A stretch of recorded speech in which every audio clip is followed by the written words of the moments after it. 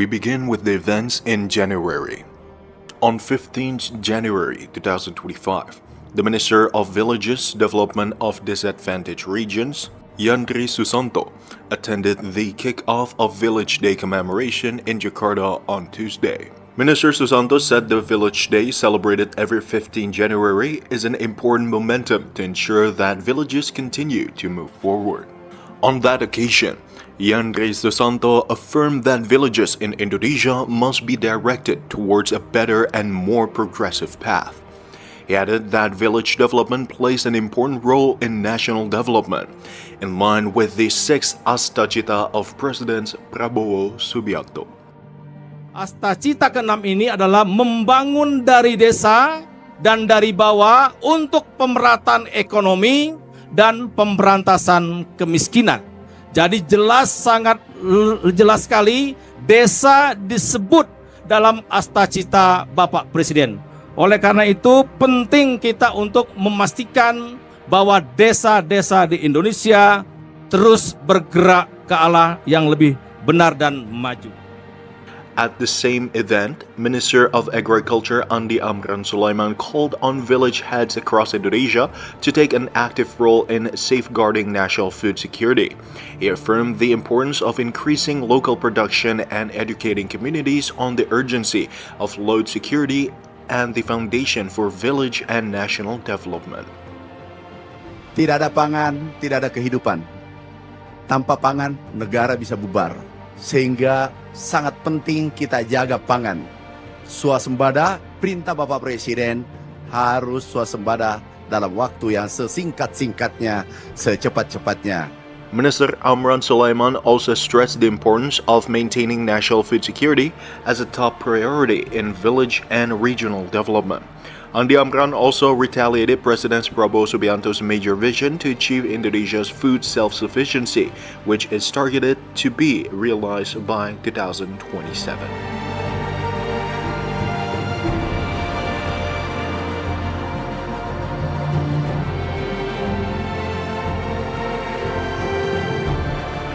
Moving on to February. On 24th February 2025, President Prabowo Subianto officially launched the investment management body Daya Ananggata Nusantara or Danantara at the Merdeka signing of Law No. 1 of 2025 on the Third Amendment to Law No. 19 of 2003 concerning state-owned enterprises and Government Regulation No. 10 of 2025 on the organization and governance of the Danantara Investment Management Body. The President also signed Presidential Decree No. 30 of 2025 concerning the appointment of the Supervisory Board and Executive Body of Indonesia's Danantara Investment Management. In his speech, President Prabowo Subianto emphasized that Danantara is set to become the largest sovereign wealth fund in the world.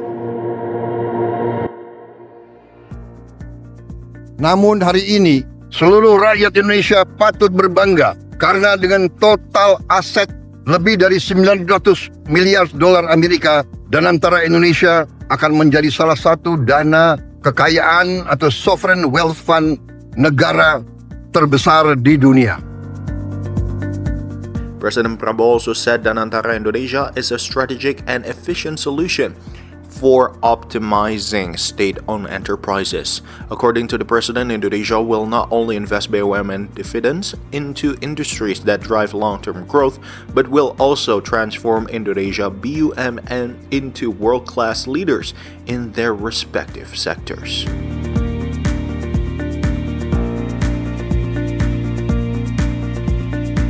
We move on to March. On 17th of 2025, Indonesia President Prabowo Subianto symbolically inaugurated 17 stadiums that have been built and renovated across 9 provinces in Indonesia. The inauguration took place at Gelora Delta Stadium in Sidoarjo, East Java. President Prabowo said these 17 international standard stadiums have been inspected by FIFA and declared to have met FIFA's requirement. Sehingga kita hari ini dapat meresmikan 17 stadion yang memiliki standar internasional yang telah diinspeksi oleh FIFA dan dinyatakan memenuhi syarat FIFA. Jadi ini suatu prestasi. President Prabowo also reaffirmed his commitment to continuously support the development of national football. He pledged that in the next 2 or 3 years, the government will build another 17 to 20 stadiums in various regions across Indonesia. The 17 stadiums inaugurated by the president include Bumi Sriwijaya Stadium in South Sumatra, Indomilk Arena Stadium in Tangerang Regency, Banten, Pekansari Stadium in West Java, Maguwo Harjo Stadium in Yogyakarta, Gelora Delta Sidoarjo Stadium in East Java, Termang Lehman Stadium in South Kalimantan, and B.J. Habibie Stadium in South Sulawesi. Moving on to 25th of March 2025, Indonesia officially joined the new development bank. This was announced by President Prabowo after holding a bilateral meeting with NDB President Dilma Rousseff at the Merdeka Palace in Jakarta. President Prabowo explained that the Indonesian government's decision to accept the offer of NDB membership followed an in-depth review and discussions involving a team from the Ministry of Finance. According to the president, membership plays a vital role in the future of Indonesia's development. Thank you very much for inviting us to join NDB. I think this new multilateral development bank can be a strong booster to accelerate our transformation strategy. On the other hand, new development bank president Dilma Rousseff welcomed Indonesia's decision. In a press briefing held after the meeting, Rousseff stated that all NDB members also warmly welcomed Indonesia's entry. I guarantee that all our member countries today, when see this announcement, is going to be very, very happy, because it's a decision that all the great countries of the NDB, we are 8 countries, have decided together. And for us, Indonesia is of extremely importance. Rousseff also expressed special appreciation for Indonesia development planning, which she considered to be very clear and long-term. She stated that Indonesia and NDB share a similar investment priorities in several key factors, including infrastructure development, logistics, roads, railways, ports, airports, digital connectivity, and energy transition. She specifically praised Indonesia's achievements in the use of biofuels.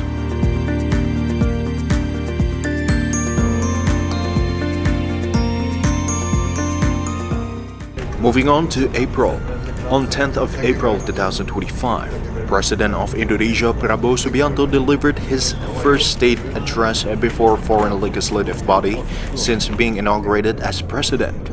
The inaugural address was delivered before the chair and members of parliament in the plenary room of the Turkish Parliament building in Ankara.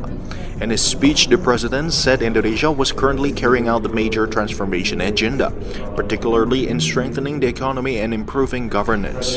Emphasized Indonesia's commitment to building a government free from corruption in order to improve the welfare of its people. To that end, the president stated that cooperation between the two countries must be directed towards upholding the rights of nationals to live safely, peacefully, and free from oppression. Saya sedang memimpin Indonesia menuju suatu transformasi yang besar. Kita ingin memperbaiki ekonomi kita. Kita ingin membangun pemerintah yang bersih dari korupsi, supaya rakyat Indonesia bisa hidup dengan baik. Karena itu, saya ingin semakin dekat dengan Turki. Mari kita bersama-sama kerja. Mari kita bangun kesejahteraan rakyat kita bersama untuk kita menuju keadaan yang lebih baik di abad ke-21 ini.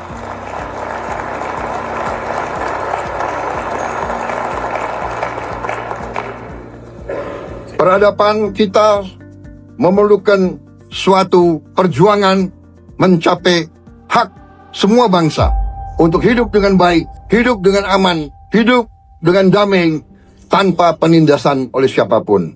In addition, according to the president, the current global situation requires major nations with strong vision, so safeguarding peace, balance, and international justice.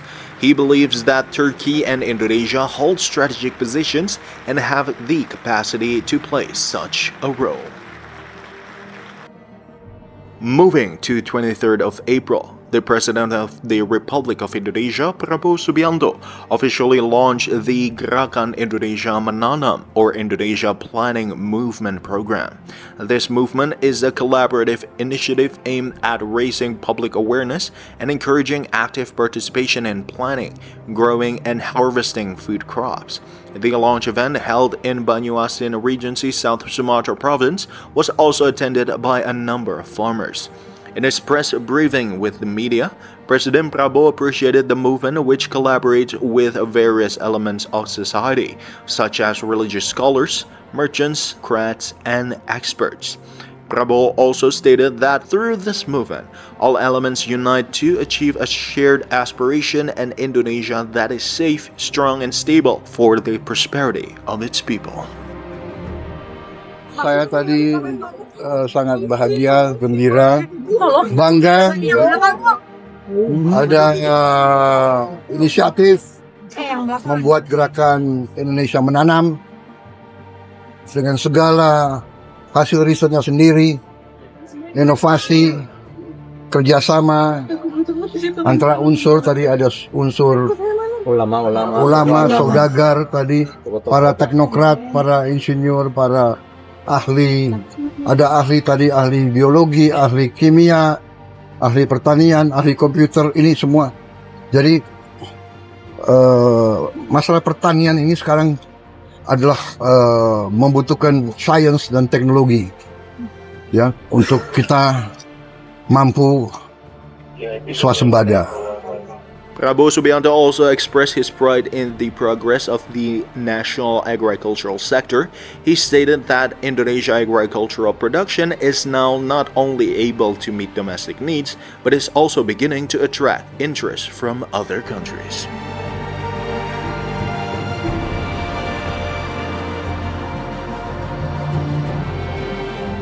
We move on to May. On 14 May, President Prabowo Subianto undertook a state visit to Brunei Darussalam. This visit became an important momentum to strengthen bilateral relations between Indonesia and Brunei, especially amid the current uncertainty in global geopolitical and economic dynamics. During the meeting at Istana Nurul Iman, President Prabowo was welcomed directly by Sultan Hasan al-Bolkiah in an official state ceremony. The two leaders then held a bilateral meeting that reaffirmed its historical and cultural closeness between the two countries. Kunjungan kali ini tentunya adalah sangat penting bagi kita. Kedua negara tadi sudah disinggung adalah negara satu rumpun, satu budaya, satu sejarah, satu bahasa, satu agama. Kita bukan merasa, tapi kita sungguh-sungguh adalah suatu keluarga. Karena itu tentunya kami sekarang sebagai mandataris Presiden Republik Indonesia, kami sangat berkomitmen untuk terus menjaga hubungan yang sudah baik ini untuk terus lebih baik.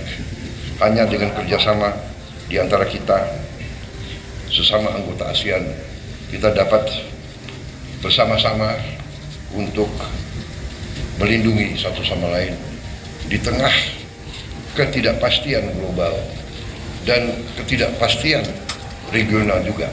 President Prabowo emphasized that Indonesia and Brunei are not only diplomatic partners but also neighboring nations with deep cultural and historical ties. He conveyed Indonesia's commitment to continuously strengthen cooperation in various fields, including the economy, education, defense, and the protection of citizens. Meanwhile, Sultan Hasan al-Bolkiah highlighted the importance of close collaboration between the two countries in facing global and regional uncertainties. Dalam menghadapi keadaan geopolitik dan ekonomi antarabangsa yang tidak menentu pada masa ini, adalah penting bagi kedua negara untuk terus berganding bahu dalam memastikan kesejahteraan rakyat akan sentiasa terjamin. The meeting also reaffirmed both countries' commitment to maintaining regional stability through ASEAN cooperation framework. In addition, Sultan Hassan Al Bolkiah bestowed upon President Prabowo the highest royal decoration of Brunei, the Darja Kerabat Laila Utama yang amat dihormati, as a symbol of friendship and recognition of Indonesia's role in strengthening bilateral ties. This brief visit is expected to serve as a foundation for enhancing Indonesia's-Brunei strategic relations in the future, while reinforcing ASEAN solidarity in facing regional challenges.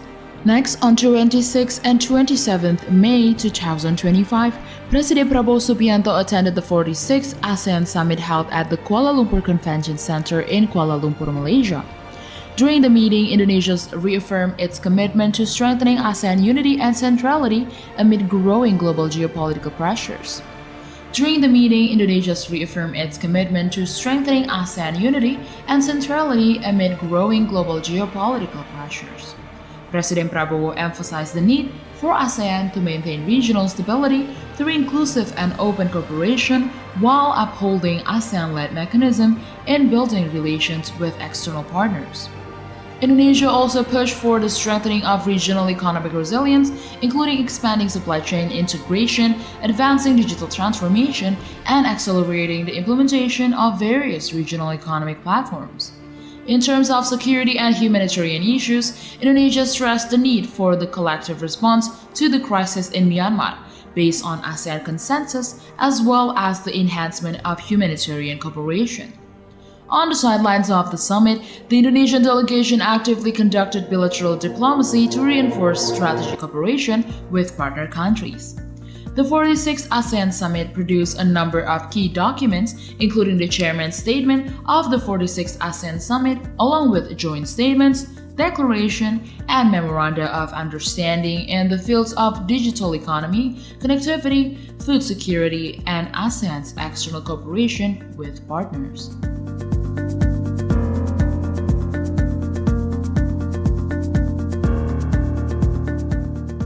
Moving on to June.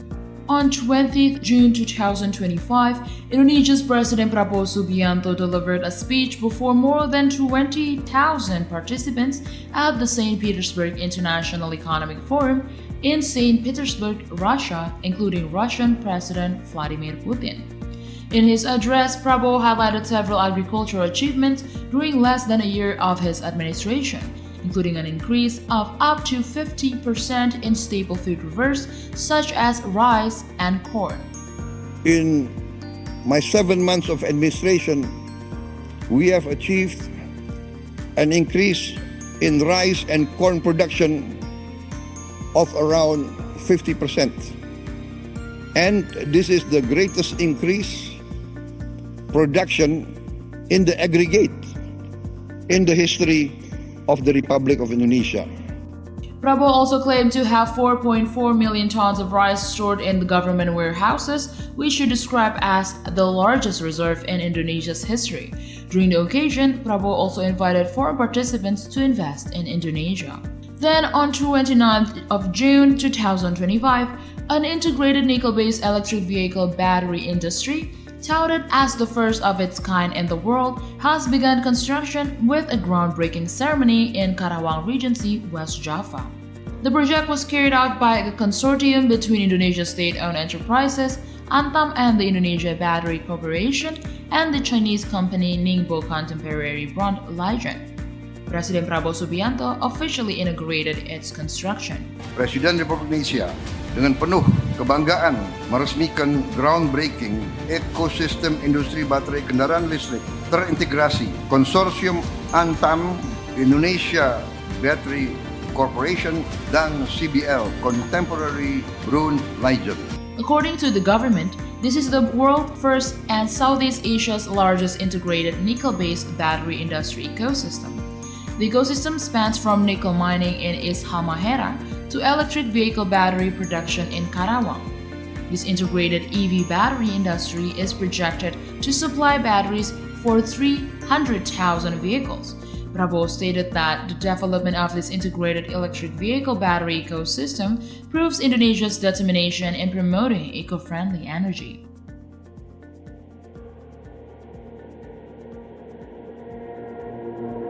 The President of Republic of Indonesia, Prabowo Subianto, attended the 2025 BRICS Summit held in Rio de Janeiro, Brazil on Sunday, 6th of July 2025.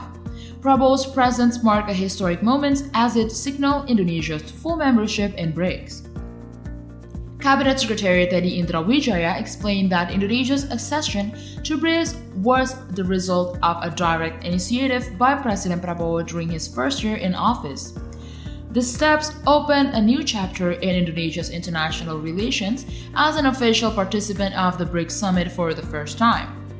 Yang mana ini artinya ada sejarah baru, Indonesia secara resmi mengikuti KTT BRICS yang pertama kali, dan ini adalah inisiasi dari Bapak Presiden. Kemudian di tahun yang sama kita diterima, kemudian seluruh negara anggota BRICS dukung, support, dan akhirnya di tahun yang sama juga kita resmi menjadi anggota penuh BRICS. BRICS currently has 11 member countries: Brazil, Russia, India, China, South Africa, Saudi Arabia, Egypt, the United Arab Emirates, Ethiopia, Iran, and Indonesia. With this composition, BRICS represents 50% of the world population and 35% of global gross domestic product. President Prabowo viewed Indonesia's accession to BRICS as a strategic step to strengthen the nation's position on the international stage. On 21st July 2025, President Prabowo Subianto inaugurated 80,000 Red White Village urban cooperatives. The inauguration was centered in Klaten, Central Java. This program is a strategic government effort to strengthen village economic independence, expand community business opportunities, and encourage the growth of a cooperative-based economy. In his remarks, President Prabowo Subianto stated that cooperation are a foundation for strengthening the people's economy built on the spirit of togetherness or mutual cooperation. He also highlighted the importance of transforming the village economy so that communities not only survive, but become a productive force for national development. Dari ekonomi lemah menjadi kekuatan ekonomi yang kuat. Ini adalah konsep koperasi. Konsep koperasi adalah konsep gotong royong. Meanwhile, the Coordinating Minister for Food Affairs and Chair of the National Task Force for Merah Putih Village Sub-District Cooperatives, Zulkifli Hasan, stated in his report that the launch of this cooperative institution is part of a larger movement to build a modern village economic ecosystem that supports grassroots communities. According to him, the Merah Putih cooperatives will not only serve as a platform for production and distribution, but also for empowering farmers, fishers, and village-level economic actors guided by the principles of gotong royong and kinship.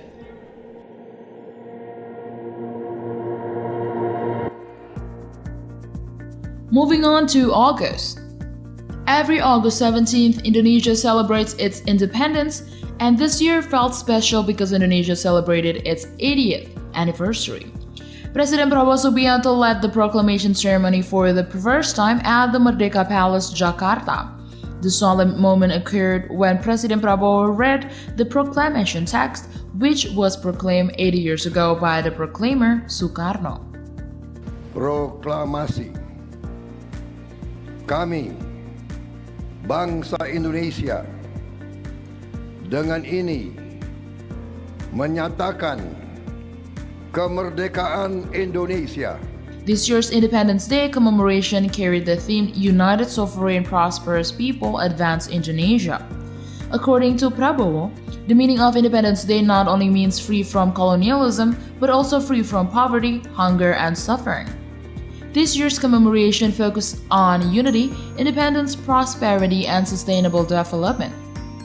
The peak of the 80th anniversary of Indonesian independence was held in the Presidential Palace, Jakarta, with more open and festive atmosphere.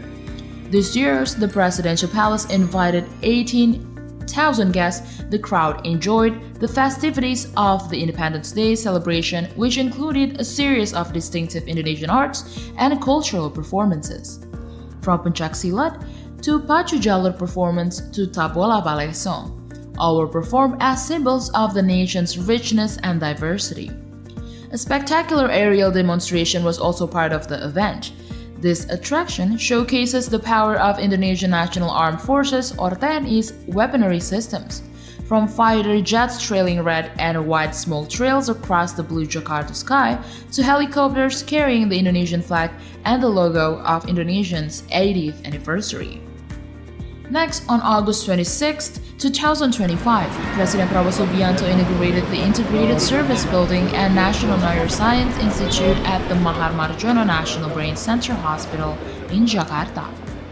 This hospital served not only as a medical service center but also as an education and research center for specialists in the fields of neurology and brain. In his remarks, President Prabowo showed his pride in the progress of health facilities and research in Indonesia. Kita yakin bahwa rumah sakit ini, pusat penelitian ini bisa menjadi Center of Excellence. Saya juga sangat bangga, saya dapat laporan National Institute of Health dari Amerika Serikat juga punya perwakilan di rumah sakit ini. Mereka juga ikut dalam penelitian di sini. Jadi ini sesuatu yang kita patut kita bangga. Berarti kita mampu juga berbuat dengan tingkat dan standar yang terbaik di dunia. The Integrated Services Building at the Mahar Marjono National Brain Center Hospital provides increased service capacity with the addition of state-of-the-art medical facilities.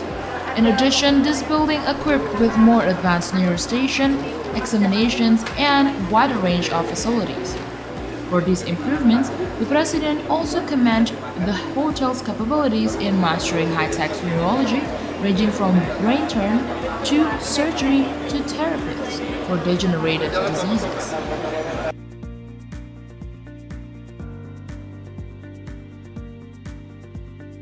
Let's move on to September. On September 23, 2025, President Prabowo Subianto delivered his inaugural address at the 80th United Nations UN General Assembly. In his speech, Prabowo emphasized Indonesia's commitment to continuously strengthening international cooperation and contributing to maintaining global peace under the UN banner.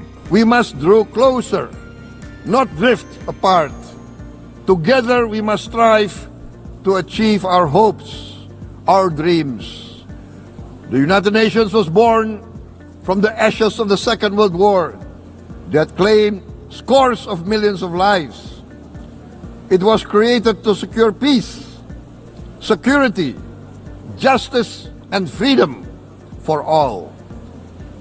We remain committed to internationalism, to multilateralism, and to every effort that strengthens this great institution.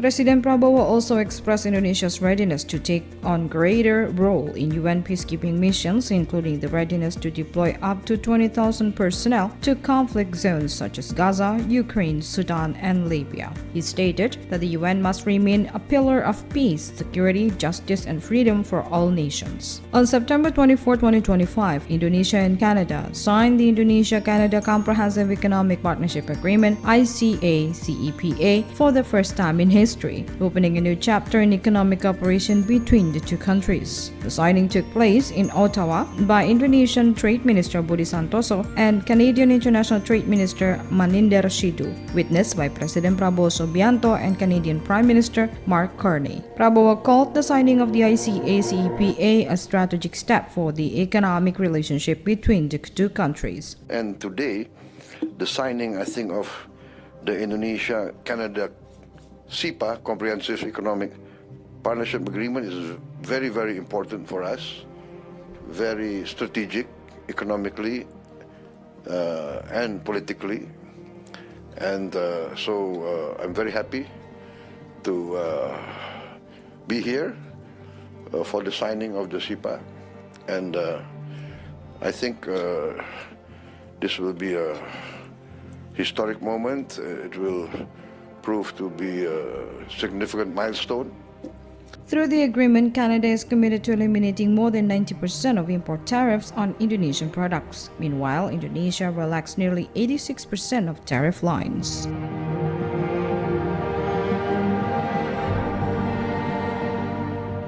On October 13, 2025, Indonesian President Prabowo Subianto attended Gaza Peace Summit held at the International Congress Center in Sharm el-Sheikh, Egypt. President Prabowo's presence at the summit also demonstrated Indonesia's commitment to continuing to provide assistance to Palestine. President Prabowo emphasized that this support will continue as a form of Indonesia's solidarity and commitment to global peace. Furthermore, President Prabowo assured that Indonesia is ready to take a greater role in maintaining stability and peace in Gaza, including the possible deployment of peacekeeping troops. Kita kirim bantuan, kita kirim kapal, kita kirim Hercules berkali-kali. Saya kira rakyat Palestina dan rakyat Timur Tengah melihat bagaimana komitmen Indonesia. Kita juga kirim bantuan pangan cukup besar, ribuan ton beras kita kirim. Dan kita terus komit untuk mendukung ini. The Gaza Peace Summit was chaired by the US President Donald Trump and Egyptian President Abdel Fattah el-Sisi. This forum brought together a number of world leaders to witness the signing of peace agreement and an end to the war in Gaza towards stability and peace in the Middle East region. Next, on October 20, 2025, Indonesia celebrated the first anniversary of the Red and White Cabinet under the administration of President Prabowo Subianto and Vice President Gibran Rakabuming Raka. At the cabinet meeting held on the same day, President Prabowo used this opportunity to outline Indonesia's achievement over the year, particularly in the economic sector. Saya kira boleh berdiri di depan rakyat kita dengan, saya kira rasa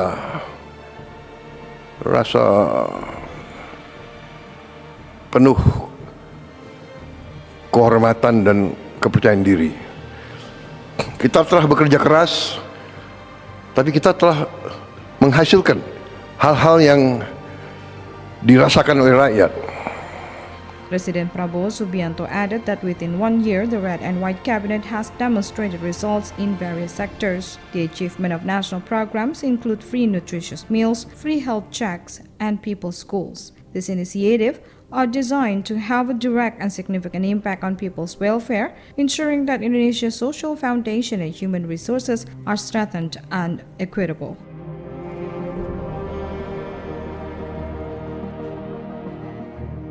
Moving on to November, coinciding with the Heroes' Day on November 10th, President Prabowo Subianto officially announced the names of 10 figures who received the title of National Hero in 2025.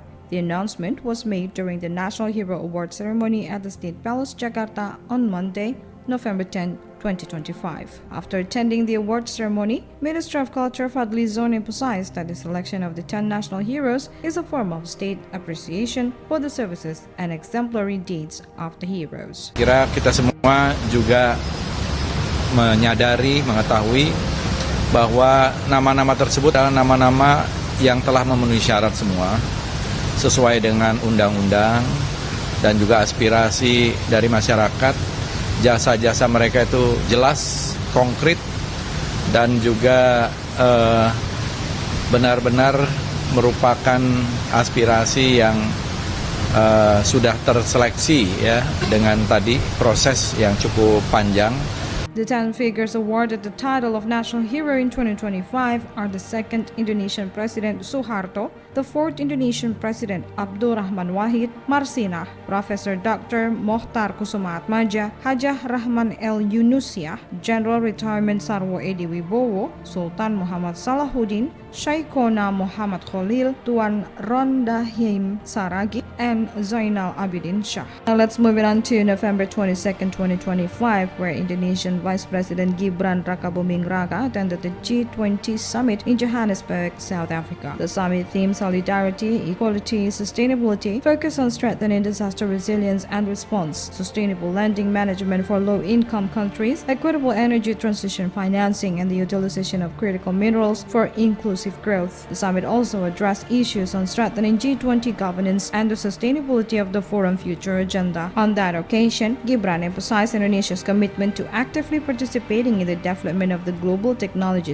ecosystem. He stated that the G20 must ensure that artificial intelligence or AI becomes an inclusive force with ethical governance and equal access. On the other hand, Gibran also touched on the challenges of crisis increasingly felt by communities around the world, particularly those related to energy, water, and food security. He also mentioned the challenges of disaster that originate not only from nature but also from human action. We see this in Gaza, Ukraine, Sudan, and the Sahel, and many other regions, where conflicts reduce homes to rubble, deprive people of hopes and livelihood. G20 summit was attended by 37 heads of states and leaders of international organizations such as the UN, the International Monetary Fund (IMF), and the World Bank. The summit resulted in a 122 points agreement outlined in a declaration document. This document affirmed the leaders' commitment to the G20 as the main forum for international economic cooperation.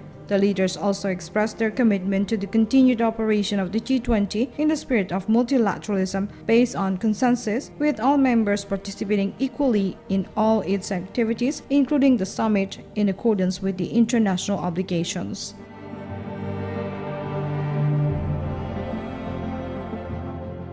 Let's move it on to December. On December 2nd, 2025, Indonesia and the Netherlands signed a technical arrangement document regarding the repatriation process or transfer of two Dutch citizens serving sentence in Indonesia. This transfers agreement was signed by the Indonesian Coordinating Minister for Law, Human Rights, Immigration and Corrections, Yusril Iza Mahendra, and the Dutch Minister of Foreign Affairs, David van Wil. In a press statement after signing a practical arrangement in Jakarta, Yusril Iza Mahendra stated that the transfer process was carried out following an official request from the Dutch Ministry of Foreign Affairs, including a direct request from the King of the Netherlands to President Prabowo Subianto.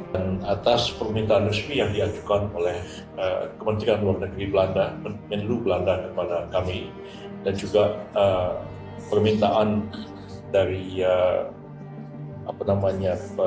Raja Belanda kepada Presiden Prabowo Subianto tentang hal ini, dan direspon dengan positif oleh beliau bahwa kita akan segera memproses pemulangan dua narapidana ini. On the same occasion, Dutch Foreign Minister David van Wil stated that the Dutch government welcomed this decision and considered it a reflection of the strong bilateral relationship between the two countries. The representative of both countries expressed their hope that the cooperative relationship would continue to strengthen in the future. Floods and landslides hit several areas in the northern part of Sumatra due to tropical cyclone Senyar from late November to early December 2025. President Prabowo Subianto, who is prioritizing accelerated recovery in the affected areas, show his intention. Coordinating Minister for Human Development and Culture Pratikno explained on Wednesday, December 3rd, that President Prabowo Subianto had given directive regarding post-disaster management in Sumatra. According to him, disaster management in Sumatra is a national priority. Bapak Presiden memberikan instruksi agar situasi ini diperlakukan sebagai prioritas nasional, termasuk jaminan bahwa dana dan logistik nasional tersedia secara penuh, secara total.